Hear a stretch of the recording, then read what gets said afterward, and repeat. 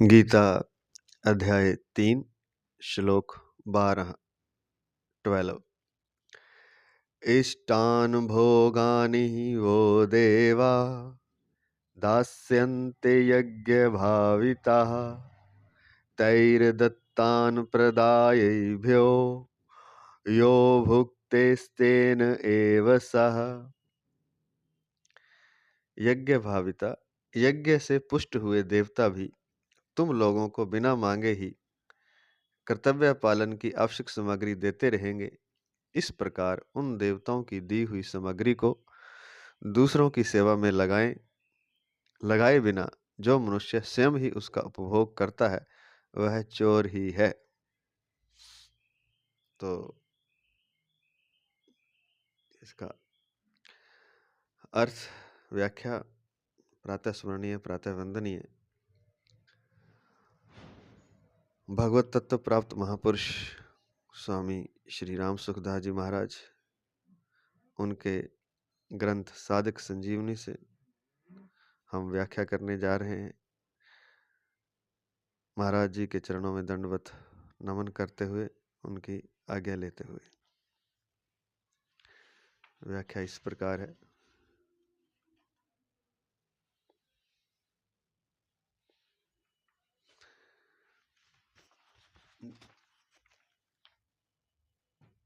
इष्टान भोगानि वो देवा दास्यन्ते यज्ञ भाविता। एक तो यहाँ ये शब्द जो हम यज्ञ कहते हैं ये ग है, ये ज्ञ होता है। वैसे तो यज्ञ इसका सही उच्चारण है, लेकिन आम भाषा में आजकल इसको यज्ञ ही कहने लग गए, इसलिए हम भी यज्ञ ही बोल रहे हैं। ये ज्ञ नहीं होता, ज्ञ होता है। तो यज्ञ तो इष्टान भोगानि वो देवा दास्यन्ते यज्ञ भाविता। यहाँ भी इष्ट भोग शब्द का अर्थ इच्छित पदार्थ नहीं हो सकता, कारण कि पीछे के 11वें श्लोक में परम कल्याण को प्राप्त होने की बात आई है और उसके हेतु के लिए यह 12वां श्लोक है। भोगों की इच्छा रहते परम कल्याण कभी हो ही नहीं सकता। अतः यहाँ इष्ट शब्द यज धातु से निष्पन्न होने से तथा भोग शब्द का अर्थ आवश्यक सामग्री होने से उपयुक्त पदों का अर्थ होगा वे देवता तुम लोगों को यज्ञ करने की आवश्यक सामग्री देते रहेंगे, अर्थात कर्तव्य कर्म करने की आवश्यक सामग्री देते रहेंगे। तो भोग शब्द को एक लगा के नीचे अंडरलाइन दिया है। एक भुज पालना व्यवहारे हो, पालना भय व्यवहारे हो, सिद्धांत कौमुदी 1548 में 1548 में ये व्याकरण है। सिद्धांत कौमुदी उसके में दिया है, शायद ये पेज नंबर है 1548। तो भुज धातु के 2 अर्थ होते हैं, पालन और भक्षण।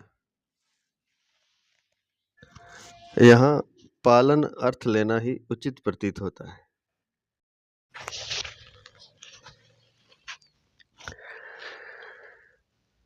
तो यहाँ इष्ट शब्द यज धातु से निष्पन्न होने से तथा भोग शब्द का अर्थ आवश्यक सामग्री होने से उपयुक्त पदों का अर्थ होगा वे देवता तुम लोगों को यज्ञ अर्थात कर्तव्य कर्म करने की आवश्यक सामग्री देते रहेंगे। यहाँ यज्ञ भाविता देवा पदों का तात्पर्य है कि देवता तो अपना अधिकार समझकर मनुष्यों को आवश्यक सामग्री प्रदान करते ही हैं, केवल मनुष्यों को ही अपना कर्तव्य निभाना है। दूसरी बात कि देवताओं को तो देना ही पड़ता है, लेकिन मनुष्य को अपना कर्तव्य निभाना। देवता तो देते ही देते हैं, वो देते कब नहीं, जब मनुष्य नहीं देता उनको। तो मनुष्यों को अपना कर्तव्य निभाना है। तैर दत्तान प्रदायी भ्यो यो भुक्ते, ब्रह्मा जी ने देवताओं के लिए ते देवा पदों का प्रयोग किया है, क्योंकि उनके सामने मनुष्य थे, देवता नहीं। परंतु यहाँ एभ्य पद जो इदम शब्द से बनता है का प्रयोग हुआ है, जो समीपता का द्योतक है। भगवान के लिए सभी समीप ही हैं। गीता 7वें अध्याय का 26वां श्लोक। इससे सिद्ध होता है कि अब यहाँ से भगवान के वचन आरंभ होते हैं। यहाँ भुक्ते पद का तात्पर्य केवल भोजन करने से नहीं है, केवल भोजन करने से ही नहीं है, प्रत्युत शरीर निर्वाह की समस्त आवश्यक सामग्री भोजन, वस्त्र, धन, मकान आदि को अपने खुद के लिए काम में लाने से है। यह शरीर माता पिता से मिला है और इसका पालन पोषण भी उन्हीं के द्वारा हुआ है। विद्या गुरुजनों से मिली है। देवता सबको कर्तव्य सामग्री देते हैं, ऋषि सबको ज्ञान देते हैं, पितर मनुष्य की सुख सुविधा के उपाय बताते हैं, पशु पक्षी वृक्ष लता आदि दूसरों के सुख में स्वयं को समर्पित कर देते हैं। यद्यपि पशु पक्षी आदि को यह ज्ञान नहीं रहता कि हम परोपकार कर रहे हैं, तथापि उनसे दूसरों का उपकार स्वतः होता रहता है। इस प्रकार हमारे पास जो कुछ भी सामग्री बल है, योग्यता है, पद है, अधिकार है, धन है, संपत्ति है आदि है, वह सब की सब हमें दूसरों से ही मिली है। इसलिए इनको दूसरों की सेवा में ही लगाना है। आजकल तो उल्टा हो रहा है, वो कहते हैं पद मिल गया तो दूसरे को कष्ट देना है, बल्कि वो मिला इसलिए, बल मिल गया तो दूसरे को कष्ट देना है, पद मिल गया, ये कलयुग चल रहा है। क्योंकि सामग्री दूसरे से ही मिली है, किसी ने दी है ना, माता पिता ने पढ़ाया है, जिसने भी अलग अलग लोगों का योगदान है, गुरुओं का आदि का, देवताओं का, ऋषियों का, पितरों का, माता पिता का, तो उनकी ही सेवा में लगानी है। तो शरीर, इंद्रिय, मन, बुद्धि आदि सभी पदार्थ हमें संसार से मिले हैं। ये कभी अपने नहीं हैं और अपने होंगे भी नहीं। अतः इनको अपना और अपने लिए मानकर इनसे सुख भोगना ही बंधन है। इस बंधन से छूटने का यही सरल उपाय है कि जिनसे ये पदार्थ हमें मिले हैं, इन्हें उन्हीं का मानते हुए उन्हीं की सेवा में निष्काम भाव पूर्वक लगा दें। यही हमारा परम कर्तव्य है। साधकों के मन में प्राय ऐसी भावना पैदा हो जाती है कि अगर हम संसार की सेवा करेंगे तो उसमें हमारी आसक्ति हो जाएगी और हम संसार में फंस जाएंगे। परंतु भगवान के वचनों से यह सिद्ध होता है कि फंसने का कारण सेवा नहीं है, प्रत्युत अपने लिए कुछ भी लेने का भाव ही है। इसलिए लेने का भाव छोड़कर देवताओं की तरह दूसरों को सुख पहुंचाना ही मनुष्य मात्र का परम कर्तव्य है। तो वो कहते हैं कि लेने का भाव छोड़कर अगर देने का भाव हो जाए तो साधना की जरूरत नहीं है। फिर अलग से आपके पास जो कुछ है ये सारा इन्होंने बता ही दिया पहले। बल है, योग्यता है, पद है, अधिकार है, धन है, संपत्ति है, शरीर है, इंद्रियां है, मन है, बुद्धि है। ये सारे पदार्थ संसार से मिले और अगर आप इनको संसार की सेवा में लगा देंगे तो यह एक बहुत बड़ी साधना है और यही कर्म योग बन जाएगा और इसी से मुक्त हो जाएगा। इतना भी कर ले कोई, इसी से मुक्त हो जाए। कोई भगवान का नाम नहीं लेता, कोई बात नहीं, किसी को नहीं मानता तो भी कोई इतना कर ले तो इसलिए लेने का भाव छोड़कर देवताओं की तरह, देवता भी देते रहते हैं, तो देवताओं की तरह वो अपने आप ही देवता हो जाएगा। जो देता है वो देवता, कहते हैं देवता आदमी है, हाँ वो देवता ही बन जाता है। तो देवताओं की तरह दूसरों को सुख पहुंचाना ही मनुष्य मात्र का परम कर्तव्य है। कर्मयोग के सिद्धांत में प्राप्त सामग्री, सामर्थ्य, समय तथा समझदारी का सदुपयोग करने का ही विधान है। प्राप्त सामग्री आदि से अधिक की नई नई सामग्री आदि की कामना करना कर्मयोग के सिद्धांत के से विरुद्ध है।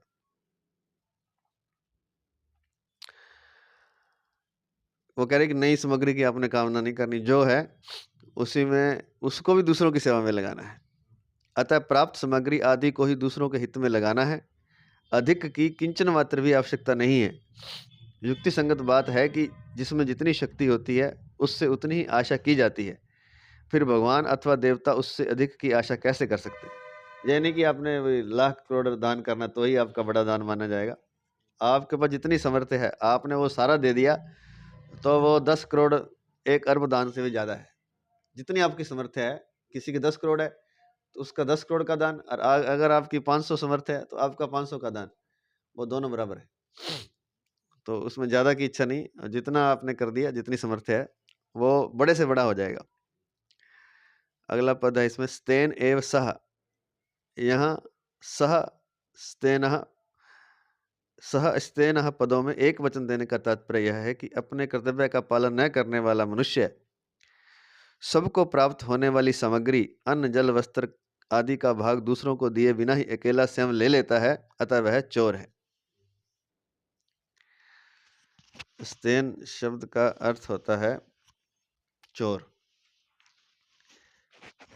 तो अगर जो उसको सामग्री मिली अन्न जल वस्त्र आदि, वो खुद ही खा पी लिया और नक्की कर दिया काम, तो वह चोर है। जो मनुष्य दूसरों को उनका भाग ना देकर स्वयं अकेले ही भोग करता है, वह तो चोर है ही। पर जो मनुष्य किसी भी अंश में अपना स्वार्थ सिद्ध करना चाहता है, अर्थात सामग्री को सेवा में लगाकर बदले में मान बढ़ाई आदि चाहता है, वह भी उतने अंश में ही चोर है, उतने अंश में चोर ही है। और लोग सेवा करते हैं, लेकिन वो सेवा से चाहते हैं कुछ मेरे को वोट मिल जाएंगे, मान बढ़ाई मिल जाएगी, तो वो दान किसी काम का नहीं है, वो तो चोर की श्रेणी में ही है। ऐसे मनुष्य का अंतःकरण कभी शुद्ध और शांत नहीं रह सकता। अब क्योंकि ये बात अंतःकरण की चल रही है, यहाँ आत्मा की बातें चल रही हैं, तो ऐसे मनुष्य का अंतःकरण कभी शुद्ध और शांत नहीं रह सकता। यह समष्टि शरीर किसी भी प्रकार से समष्टि संसार से अलग नहीं है और अलग हो सकता भी नहीं, क्योंकि समष्टि का अंश ही व्यष्टि कहलाता है। इसलिए व्यष्टि अर्थात शरीर को अपना मानना और समष्टि अर्थात संसार को अपना ना मानना ही राग द्वेष आदि द्वंद्वों का कारण है, एवं यही अहंकार व्यक्तित्व अथवा विषमता है। अब ये कहते हैं कि अपने तो ज़्यादातर लोग कहते हैं कि परमात्मा की खोज करनी है। अब ये यहाँ कह रहे हैं कि आप जो हो, आप उसी का अंश हो, आप उससे अलग हो ही नहीं। एक तो व्यष्टि है, व्यष्टि मतलब ये शरीर, और एक समष्टि है जो कि बाकी सारा कुछ ब्रह्मांड तक, तो आप उसका एक हिस्सा हो, आप उसका अंग हो। तो इसलिए शरीर को अपना मानना और समष्टि अर्थात संसार को अपना ना मानना, यही राग द्वेष आदि द्वंद्वों का कारण। इसी से किसी से प्रेम हो जाता है, किसी से घृणा हो जाती है, क्योंकि दूसरे को हम अलग मान रहे हैं। दूसरा अलग है ही नहीं, चाहे वो पेड़ पक्षी हैं, चाहे पशु हैं, चाहे इंसान है, वो सारा एक ही है। हम उस एक ब्रह्मांड का ही हिस्सा हैं। तो उनको शरीर को तो अपना मानना और समष्टि अर्थात संसार को अपना ना मानना ही राग द्वेष आदि द्वंद्वों का कारण है, एवं यही अहंकार व्यक्तित्व अथवा विषमता है। इसी से अहंकार पैदा होता है, इसी से जिसको हम कहते हैं व्यक्तित्व वो पैदा होता है, और इसी से विषमता पैदा होती है। कर्म योग के अनुष्ठान से ये सब राग द्वेष आदि सुगमता पूर्वक मिट जाते हैं। कर्म योग अगर हम करेंगे, एक तो कर्म है, अगर कर्म को योग बनाना है तो वो ये तरीका बताया इन्होंने कि जो भी आपके पास है उसको दूसरों की सेवा में लगा दें, तो गीता का जो कर्म योग है वो हो जाएगा। 3 चीज़ें हैं गीता में, कर्म योग, ज्ञान योग, भक्ति योग। तो कर्म योग करने के लिए जो आपको दिया है, ये पहले बता दिया इन्होंने, बल बुद्धि सामर्थ्य इंद्रियां मन आदि जो भी है, उसको दूसरों की सेवा में लगा देंगे तो परमात्मा आपको निश्चित उसकी परमात्मा तत्व की प्राप्ति हो जाएगी और कर्म योग हो जाएगा। कारण कि कर्म योग का यह भाव रहता है कि मैं जो कुछ भी कर रहा हूँ वह सब अपने लिए नहीं, प्रत्युत संसार मात्र के लिए कर रहा हूँ। इसमें भी एक बड़ी मार्मिक बात यह है कि कर्मयोगी अपने कल्याण के लिए जो कोई कर्म न करके संसार मात्र के कल्याण के उद्देश्य से ही सब कर्म करता है। कर्मयोगी अपने कल्याण के लिए भी कोई कर्म न करके संसार मात्र के कल्याण के उद्देश्य से ही सब कर्म करता है।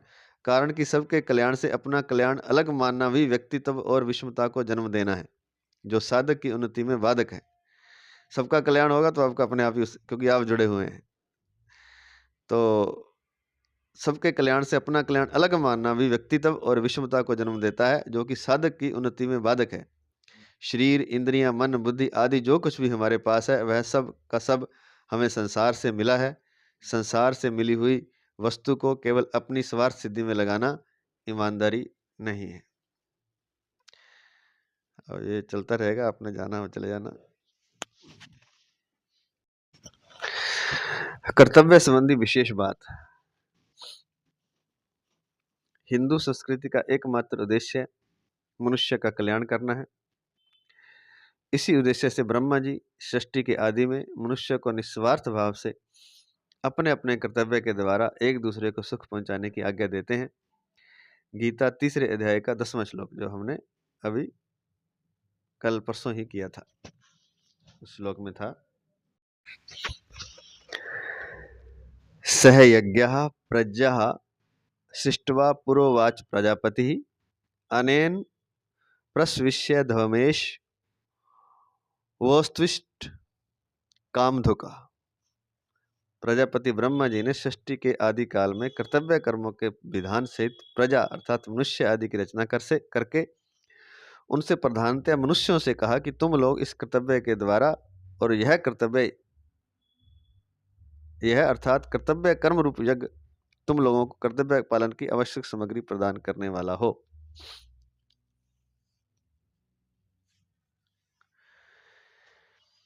तो तीसरे अध्याय के 10वें श्लोक में यह था कि ब्रह्मा जी ने मनुष्य को निस्वार्थ भाव से अपने अपने कर्तव्य के द्वारा एक दूसरे को सुख पहुंचाने की आज्ञा देते हैं। कब? सृष्टि के आदि में।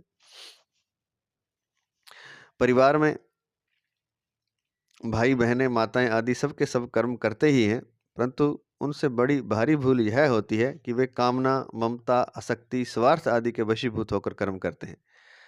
अतः लौकिक एवं पारलौकिक दोनों ही लाभ उन्हें नहीं होते, प्रत्युत हानि हो जाती है, हानि ही होती है। स्वार्थ के वशीभूत होकर अपने लिए कर्म करने से ही लोक में लड़ाई, खटपट, ईर्ष्या आदि होते हैं और परलोक में दुर्गति होती है। लोक में भी लड़ाई झगड़ा खटपट रहेगी, ईर्ष्या रहेगी। अगर आप अपने लिए कर्म करेंगे, बड़ी दिक्कत है जी।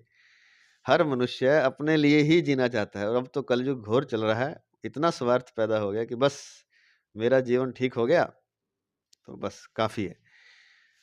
परिवार से भी ज्यादा अपने आप को मानने लग गया। मैं और मेरा पति, या पति है तो मैं और मेरी पत्नी, अगर बच्चा है तो मैं और मेरा बेटा। इतने रिश्ते सिकुड़ गए हैं और इतना स्वार्थ से भर गया मनुष्य कि यह दुर्गति देने वाला है। ये शास्त्र ये कहता है कि परलोक में तो दुर्गति होगी बहुत ज्यादा, और वहां तो दुर्गति होगी होगी। आप यहां भी देख लीजिए ना, उन घरों में लड़ाई झगड़ा खटपट ईर्ष्या एक दूसरे से रहेगी रहेगी, क्योंकि इतने स्वार्थ से जब चलेगा, दूसरे के बारे में सोचेगा ही नहीं, तो लड़ाई झगड़ा होना तो फिर आवश्यक हो जाएगा, खटपट ईर्ष्या आदि संभव हो जाएगा, एक तरह से अनिवार्य ही हो जाएगा। तो दूसरों के हित के लिए जब नहीं करें, कम से कम परिवार में तो हम कामना, ममता, शक्ति, स्वार्थ आदि छोड़ करके करें। नहीं करेंगे तो ये लोक भी बिगड़ जाएगा, परलोक में दुर्गति होगी। तो अपने लिए कर्म करने से ही लोक में लड़ाई खटपट ईर्ष्या आदि होते हैं और परलोक में दुर्गति होती है। दूसरों की सेवा करके बदले में कुछ भी चाहने से वस्तुओं और व्यक्तियों के साथ मनुष्य का संबंध जुड़ जाता है। दूसरों की सेवा करके बदले में कुछ भी चाहने से वस्तुओं और व्यक्तियों के साथ मनुष्य का संबंध जुड़ जाता है। किसी भी कर्म के साथ स्वार्थ का संबंध जोड़ लेने से वह कर्म तुच्छ और बंधन कारक हो जाता है। एक तो वह कर्म तुच्छ हो जाता है, एक बंधन कारक हो जाता है। स्वार्थी मनुष्य को संसार में कोई अच्छा नहीं कहता, चाहने वाले को कोई अधिक देना नहीं चाहता। प्राय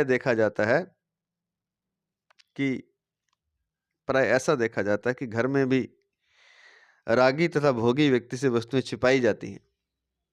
इसके विपरीत हमारे पास जितनी समझ, समय, सामर्थ्य और सामग्री है, उतने से ही हम दूसरों की सेवा करें तो उससे कल्याण तो होता ही है। इसके सिवाय वस्तु, आराम, मान बढ़ाई, आदर सत्कार आदि ना चाहने पर भी प्राप्त होने लगते हैं।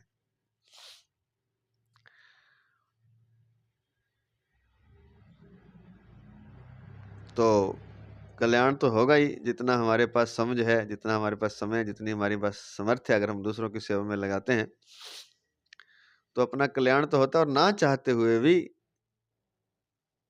वस्तु, आराम, मान बढ़ाई, आदर सत्कार आदि न चाहने पर भी प्राप्त होने लगते हैं। तो वस्तुएं भी आपके पास आएंगी, आराम भी आएगा, मान बढ़ाई, आदर सत्कार सब कुछ मिलेगा। एक मतलब कहने का, इस लोक में भी उसका कल्याण होता है और परलोक में भी। जो समझ है, अपनी बुद्धि है, अपना जो समय है, उसका अपनी जो समर्थ्य है वो दूसरों की सेवा में लगा देता है। तो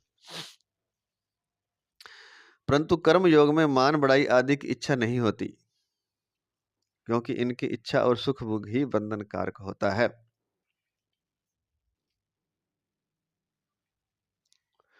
परंतु कर्म योगी में मान बढ़ाई आदि की इच्छा नहीं होती, क्योंकि इनकी इच्छा और सुख भोग ही बंधन कारक होता है। वो कहते हैं कि अगर दूसरों के हित में लगाते हैं तो मिलेगा तो सब कुछ, लेकिन इच्छा नहीं रखनी। अगर दूसरों की सेवा में जिसने लगा दिया, पहले भी बता चुके हैं, और अगर उसने मान बढ़ाई की इच्छा रख ली तब भी गड़बड़ हो जाएगी, तब भी उसका लोक परलोक दोनों बिगड़ जाएंगे। मिलेगा सब कुछ, वस्तुएं भी मिल जाएंगी, दूसरों की सेवा के लिए और वस्तुएं मिल जाएंगी, आराम मिलेगा, मान बढ़ाई, आदर सत्कार सब मिलेगा, पर इसकी इच्छा और सुख भोग अगर आपने कर ली, जो वस्तु मिल गई आपको, किसी ने दूसरे ने दे दी और उसका आपने उपभोग कर लिया, तो ये फिर बंधनकारक हो जाएगा। इसलिए खुद का भी दूसरों की सेवा में लगा देना है, समझ समय समर्थ्य आदि, और जो मिल जाए इस हितार्थ कार्य करते हुए, परहित कार्य करते हुए जो मिल जाए उसको भी अपना नहीं मानना। अपना तो अपना लगाना ही है, जो मिल जाए उसको भी दूसरों की सेवा में लगाना है। मुझे सुख कैसे मिले, केवल इसी चाहना के कारण मनुष्य कर्तव्यच्युत और पतित हो जाता है। वाह, क्या बात लिखी। एक ही 4 शब्द हैं मात्र, और यही सारे दुख की जड़ हैं। पावन से वह पतित हो जाता है, देवता से वह गिर जाता है, मनुष्य भी नहीं रहता जो कि परमात्मा हो सकता था। किस 4 शब्दों से? मुझे सुख कैसे मिले। इस चाहना के कारण मनुष्य कर्तव्यच्युत और पतित हो जाता है। अतः दूसरों को सुख कैसे मिले। अब मुझे सुख कैसे मिले, इसकी जगह मुझे की जगह दूसरों को सुख कैसे मिले, ऐसा भाव कर्मयोगी को सदा ही रखना चाहिए। घर में माता पिता, भाई बहन, स्त्री पुत्र आदि जितने व्यक्ति हैं, उन सभी को एक दूसरे के हित की बात सोचनी चाहिए। प्रायः सेवा करने वालों से एक भूल हो जाती है कि वह मैं सेवा करता हूँ, मैं वस्तुएं देता हूँ, ऐसा मानकर झूठा अभिमान कर लेता है। वस्तु तो सेवा करने वाला व्यक्ति सेव्य की वस्तु ही सेव्य को देता है। हमारा जब कुछ है ही नहीं, जब दूसरों का ही था दूसरों को दे दिया, तो इसमें अभिमान कैसा। तो ये जो बात आ जाती है सेवा करने वाले के मन में, या कह सकते हैं कि कर्मयोगी के मन में, अगर ये बात आ गई, मैं सेवा करता हूँ, मैं वस्तुएं देता हूँ, ऐसा मानकर झूठा अभिमान कर बैठता है। वस्तुतः सेवा करने वाला व्यक्ति सेव्य की वस्तु ही सेव्य को देता है। सेव्य उसको बोलते हैं जो वस्तु का सेवन करेगा, जिसको वस्तु आपने दी है वो सेव्य है। आप सेवक हैं, वो सेव्य है। तो वस्तुतः सेवा करने वाला व्यक्ति सेव्य की वस्तु ही सेव्य को देता है। जैसे माँ का दूध उसके अपने लिए न होकर बच्चे के लिए ही है, ऐसे ही मनुष्य के पास जितनी भी सामग्री है वह उसके अपने लिए न होकर दूसरों के लिए ही है। अतः मनुष्य को प्राप्त सामग्री में ममता करने, अर्थात उसे अपनी और अपने लिए मानने का अधिकार नहीं है। ममता करने पर भी प्राप्त सामग्री तो सदा रहेगी नहीं, केवल ममता रूप बंधन रह जाएगा। अगर ममता भी करेंगे तो सामग्री तो जाएगी, आपकी है ही नहीं। आप नहीं जाएंगे, सामग्री नहीं जाएगी तो आप चले जाएंगे। आपकी नहीं हो सकती संसार की कोई भी चीज़, क्योंकि जन्म लेने के बाद संसार से ही सारी चीज़ें मिली हैं और संसार में ही उनको छोड़ के जाना पड़ेगा। तो आप ममता भले ही करते रहें, ममता करने से इतना हो जाएगा कि आपका ममता का बंधन रह जाएगा। वस्तुएं तो फिर भी आपकी नहीं रहेंगी, व्यक्ति तो फिर भी आपके नहीं रहेंगे। ममता करने पर भी प्राप्त सामग्री तो सदा रहेगी नहीं, केवल ममता रूप बंधन रह जाएगा। इसी कारण भगवान कहते हैं कि वस्तुओं को अपनी मानकर स्वयं उनका भोग करने वाला मनुष्य चोर ही है।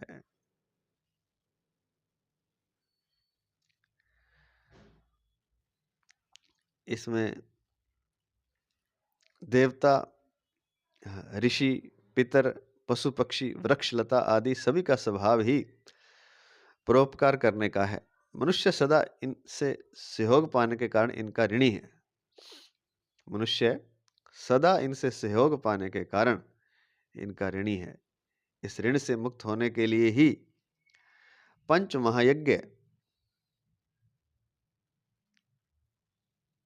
महायज्ञों का विधान है। कौन कौन से हैं? ऋषि यज्ञ, देव यज्ञ, भूत यज्ञ, पितृयज्ञ और मनुष्य यज्ञ। मनुष्य ही एक ऐसा प्राणी है जो बुद्धिपूर्वक सभी को अपने कर्तव्य कर्मों से तृप्त कर सकता है। अतः सबसे ज्यादा जिम्मेवारी मनुष्य पर ही है।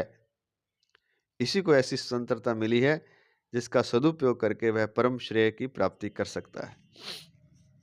अब यह बात है कि देवता हैं, ऋषि हैं, पितर हैं, पितर माता पिता और जो चले गए हैं अपने पूर्वज, जिस परिवार में, जिस वंश परंपरा में आपने जन्म लिया है, वो सारे पितर जो चले गए, पशु पक्षी वृक्ष लता सभी का स्वभाव परोपकार करने का है।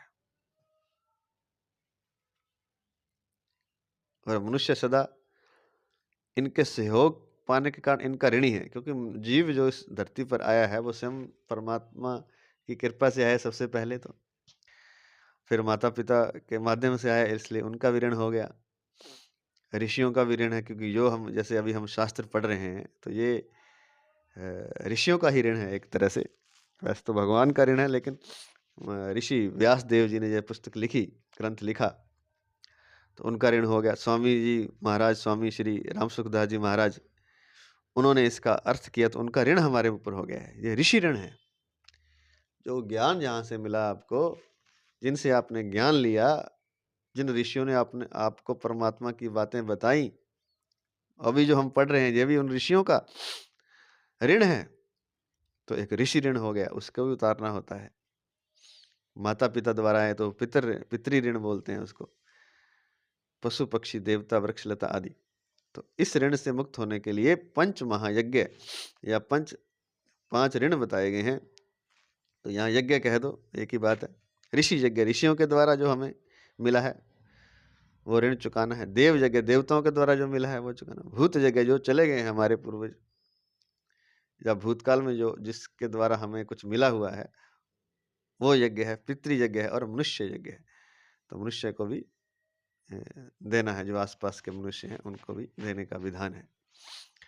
और मनुष्य एक ऐसा प्राणी है, बाकी सारे तो देते हैं, लेकिन मनुष्य दोनों चीजें कर सकता है। मनुष्य को स्वतंत्रता पूरी दे रखी है कि वो अपना सदुपयोग भी कर सकता है। जो वस्तुएं सामर्थ्य, समझ, बल आदि दिया है, शरीर इंद्रिय आदि दिए हैं, तो उससे अपना वो दुरुपयोग करके अपने लिए ही उनका उपयोग कर सकता है केवल मात्र।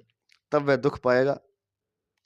इस संसार में भी लड़ाई झगड़ा खटपट ईर्ष्या द्वेष आदि में रहेगा, और परलोक तो उसका बिगड़ जाएगा, दुर्गति होगी। बिगड़ नहीं जाएगा, दुर्गति होगी। तो ये तो दुरुपयोग हो गया। और सदुपयोग करना चाहे तो जो सामग्री मिली है वो बुद्धिपूर्वक सभी को अपने कर्तव्य कर्मों से तृप्त कर सकता है, वह सामग्री दूसरों में लगा करके, क्योंकि बुद्धि मनुष्य को दी हुई है। मनुष्य ही एक ऐसा प्राणी है जो बुद्धिपूर्वक सभी को अपने कर्तव्य कर्मों से तृप्त कर सकता है। अतः सबसे ज्यादा जिम्मेवारी मनुष्य पर ही है। इसी को ऐसी स्वतंत्रता मिली है जिसका सदुपयोग करके यह परम श्रेय की प्राप्ति कर सकता है। देवता आदि तो अपने कर्तव्य का पालन करते ही हैं। यदि मनुष्य अपने कर्तव्य का पालन नहीं करता, देवता तो करते ही अपने कर्तव्य का पालन, वो तो सब कुछ देते ही हैं, जो उनको विधान ब्रह्मा जी ने बताया हुआ है वैसा वो करते रहते हैं। लेकिन अगर मनुष्य अपने कर्तव्य का पालन नहीं करता तो देवताओं में ही नहीं, प्रत्युत त्रिलोकी भर में हलचल उत्पन्न हो जाती है, और परिणाम स्वरूप अतिवृष्टि, अनावृष्टि, भूकंप, दुर्भिक्ष आदि प्राकृतिक प्रकोप होने लगते हैं। तो इसकी चर्चा थोड़ी सी करते हैं बाद में। पहले ये दो चीजें रह गई। एक तो ये स्टार लगा के दो दिया था, ये पिछले पेज पर 190वें पेज पर भुगते, इसमें दो लगा के दिया है नीचे। यहाँ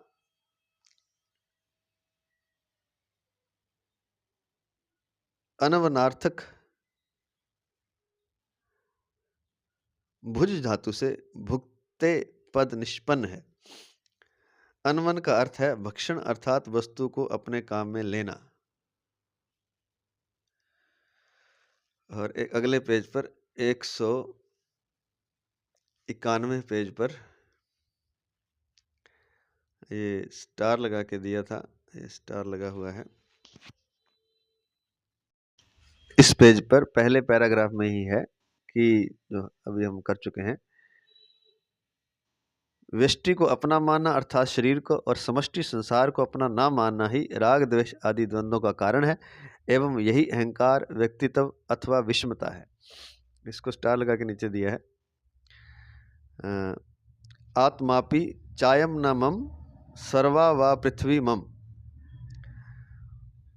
तो महा आश्वमेधिक 32:11 में ये दिया हुआ है। यह शरीर भी मेरा नहीं है अथवा यह सारी पृथ्वी ही मेरी है। तो ये इसका अर्थ है। अब चलते हैं उसी बात पर कि देवता आदि तो अपने कर्तव्य का पालन करते हैं, अगर पर मनुष्य अगर अपने कर्तव्य का नहीं पालन करता तो त्रिलोकी भर में हलचल हो जाती है, जिसके परिणाम से क्या होता है, अतिवृष्टि, ज्यादा बरसात हो जाएगी, ओले पड़ जाएंगे, कुछ इस तरह से कुछ चीज ज्यादा बरस जाएगी तो नुकसान हो जाएगा, पानी ज्यादा बरस जाएगा। अनावृष्टि, या तो फिर बारिश होगी ही नहीं, या फिर भूकंप आ जाएगा, या फिर अकाल पड़ जाएगा, दुर्भिक्ष अर्थात अकाल पड़ जाएगा, आदि प्राकृतिक प्रकोप होने लगते हैं अगर मनुष्य अपने कर्तव्य का पालन नहीं करता, अर्थात परहितार्थ कार्य नहीं करता, यज्ञ आदि नहीं करता। यज्ञ सारे बता दिए पहले, दान यज्ञ, जप यज्ञ, सब यज्ञ, हवन यज्ञ, तो ये सारा कुछ अगर नहीं करता तो इस तरह से होता है। मैं मुख्य तो ये है कि दूसरों के हित के लिए अगर वो कार्य नहीं करता, जो उसको सामग्री दी है उस सामग्री का उपयोग दूसरों के हित के लिए नहीं करता, तो त्रिलोकी में हलचल हो जाती है और अतिवृष्टि, अनावृष्टि, भूकंप आदि प्रकोप होने लगते हैं। भगवान भी गीता के तीसरे अध्याय के 23वें 24वें श्लोकों में कहते हैं, इसी अध्याय के 23वें 24वें श्लोक में, कि यदि मैं सावधानी पूर्वक कर्तव्य का पालन ना करूं तो समस्त लोक नष्ट भ्रष्ट हो जाएं। जिस तरह गतिशील बैलगाड़ी का कोई एक पहिया भी खंडित हो जाए तो उससे पूरी बैलगाड़ी को झटका लगता है, इस तरह गतिशील सृष्टि चक्र में यदि एक व्यक्ति भी कर्तव्यच्युत होता है तो उसका विपरीत प्रभाव संपूर्ण सृष्टि पर पड़ता है। इसके विपरीत जैसे शरीर का एक भी पीड़ित अर्थात रोगी अंग ठीक होने पर संपूर्ण शरीर का स्वतः हित होता है, ऐसे ही अपने कर्तव्य क्रम का ठीक ठीक पालन करने वाले मनुष्य के द्वारा संपूर्ण सृष्टि का स्वतः हित होता है।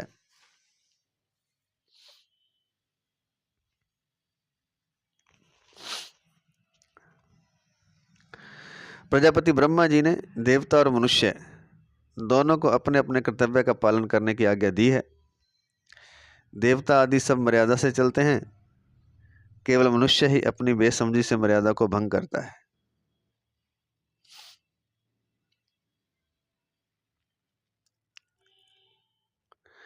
कारण कि उसे दूसरों की सेवा करने के लिए जो सामग्री मिली है उस पर वह अपना अधिकार समझ बैठता है।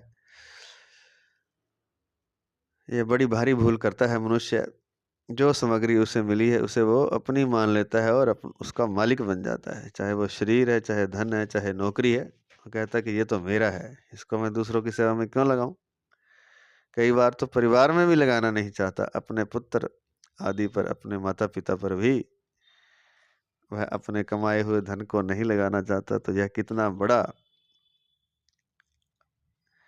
अनर्थ है और इसकी दुर्गति भोगनी ही पड़ती है। यह लोक भी उसका नष्ट होता है और परलोक भी। कारण कि उसे दूसरों की सेवा करने के लिए जो सामग्री मिली है उस पर वह अपना अधिकार समझ बैठता है। अनंत जन्मों के कर्म बंधन से छुटकारा पाने के लिए मनुष्य को स्वतंत्रता मिली है, किंतु वह उसका दुरुपयोग करके कर्म और कर्म फल में ममता आसक्ति कर बैठता है। फलस्वरूप नया बंधन उत्पन्न करके वह स्वयं फंस जाता है और आगे अनेक जन्मों तक दुख पाने की तैयारी कर लेता है। पहले वाले कर्मों से तो निपटारा होता नहीं, वो निपटारा तभी होगा जब जो कुछ मिला है उसमें से कुछ ना उपयोग करते हुए अपने लिए, सब कुछ दूसरों के लिए उपयोग करे, दूसरों के हित में लगा दे, तब तो सारे बंधन पिछले वाले भी समाप्त हो जाएंगे। बल्कि मनुष्य तो अज्ञान के कारण उल्टा कर देता है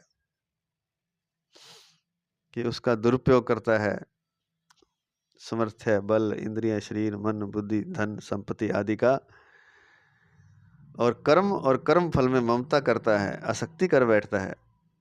फलस्वरूप एक नए जाल में फंस जाता है और एक जन्म नहीं, आगे के अनेक जन्मों तक दुख पाने की तैयारी कर लेता है। अतः मनुष्य को चाहिए कि उसे जो कुछ सामग्री मिली है उससे वह त्रिलोकी की सेवा करे, अर्थात उस सामग्री को वह भगवान, देवता, ऋषि, पितर, मनुष्य आदि समस्त प्राणियों की सेवा में लगा दे, तभी वह उस ऋण से मुक्त हो सकता है और जो कर्मों का जाल है उसको काट सकता है।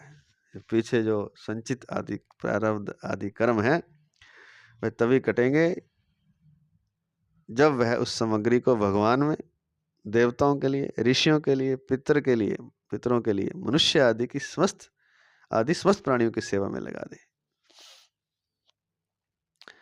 अब यहाँ एक शंका हो सकती है, या किसी ने पूछी है, ये इसलिए शंका नाम से दिया है। जो कुछ सामग्री प्राप्त हुई है वह सब की सब दूसरों की सेवा में लगा देने पर कर्मयोगी का जीवन निर्वाह कैसे हो सकेगा? तो ये एक प्रश्न उठ सकता है। तो समाधान इसका दिया है महाराज जी ने। वास्तव में यह शंका शरीर के साथ अपनी एकता मानने से, अर्थात शरीर को ही अपना स्वरूप मानने से पैदा होती है।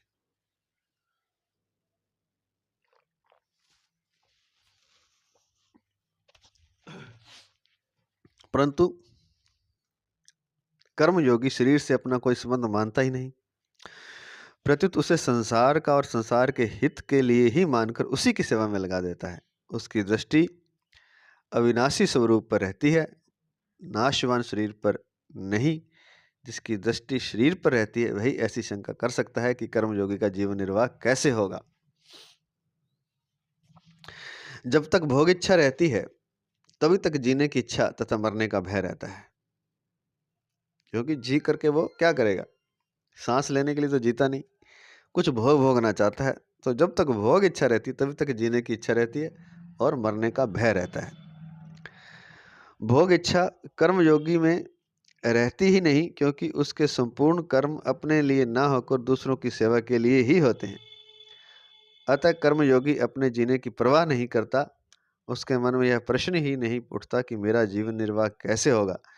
वास्तव में जिसके हृदय में जगत की आवश्यकता नहीं रहती, उसकी आवश्यकता जगत को रहती है, इसलिए जगत उसके निर्वाह का स्वतः प्रबंध करता है। तो दो बातें आ गई यहाँ।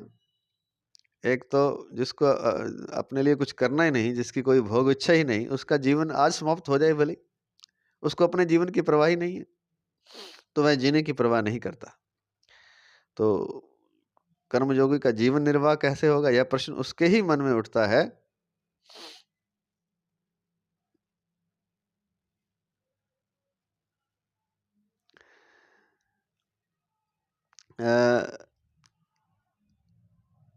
जो कर्मों द्वारा अपने सुख के लिए प्रबंध करना चाहता है, उसी के मन में यह प्रश्न उठता है कि मेरा जीवन निर्वाह कैसे होगा। जो अपने लिए कुछ चाहता ही नहीं, कोई भोग नहीं चाहता, इसलिए तो पहले पीछे लिख दिया कि ममता, कामना, इच्छा, आसक्ति छोड़ करके जब कर्मयोग करेगा तभी वह सच्चा कर्मयोगी है, तभी कर्मयोग हो पाएगा। सच्चा क्या, कर्मयोग हो ही नहीं पाएगा। तो जब उसकी कोई कामना, इच्छा आदि ही नहीं है, तो उसका जीवन रहे या ना रहे, उसे परवाह ही नहीं अपने जीवन की। अतः कर्मयोगी अपने जीने की परवाह नहीं करता, उसके मन में यह प्रश्न ही नहीं उठता कि मेरा जीवन निर्वाह कैसे होगा। और दूसरी बात कि जिसके हृदय में जगत की आवश्यकता नहीं रहती, जगत उसके लिए फिर चिंता करता है, जगत को उसकी आवश्यकता रहती है, इसलिए जगत अपने आप उसके निर्वाह का स्वतः प्रबंध करता है। तो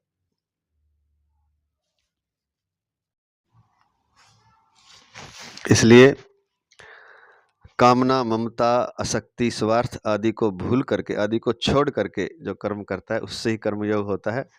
और कर्मयोगी को अपने जीवन की परवाह नहीं रहती, बल्कि जगत उसके निर्वाह का स्वतः प्रबंध करता है। जिनका जीवन परोपकार के लिए ही समर्पित है, ऐसे पशु पक्षी, कीट पतंग, वृक्षलता आदि सभी साधारण प्राणियों के भी जीवन निर्वाह का जब प्रबंध है, तब शरीर सहित मिली हुई सब सामग्रियों को प्राणियों के हित में व्यय करने वाले मनुष्य के जीवन निर्वाह का प्रबंध ना हो, यह कैसे संभव है? वृक्ष दूसरों को अपने फल देता है, तो उसके जीवन निर्वाह का प्रबंध कोई दूसरा अपने आप करता है, उसको जरूरत कहाँ है?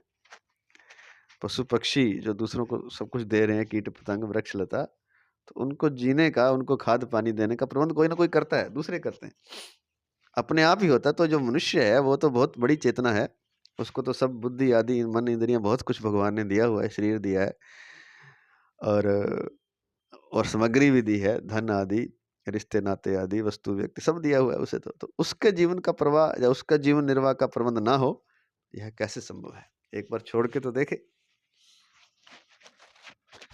सबका पालन करने वाले भगवान की असीम कृपा से जीवन निर्वाह की सामग्री समस्त प्राणियों को समान रूप से मिली हुई है। इसका प्रत्यक्ष उदाहरण सबके सामने है। माता के शरीर में जहाँ रक्त ही रक्त रहता है, वहाँ भी बच्चे के जीवन निर्वाह के लिए मीठा और पुष्टिकर दूध स्वतः पैदा हो जाता है।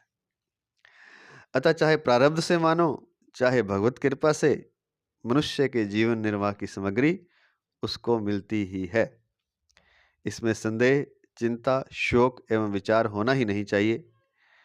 भगवान के राज्य में जब पापी से पापी एवं नास्तिक से नास्तिक पुरुष का भी जीवन निर्वाह होता है, तब कर्मयोगी के जीवन निर्वाह में क्या बाधा आ सकती है? अतः यह प्रश्न उठाना ही भूल है।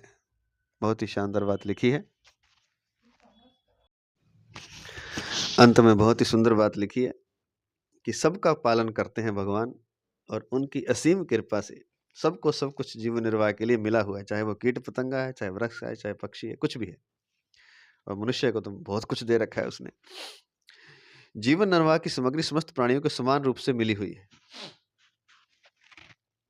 इसका प्रत्यक्ष उदाहरण सबके सामने है। माता के शरीर का उदाहरण दिया, खून ही खून है, रक्त ही रक्त है।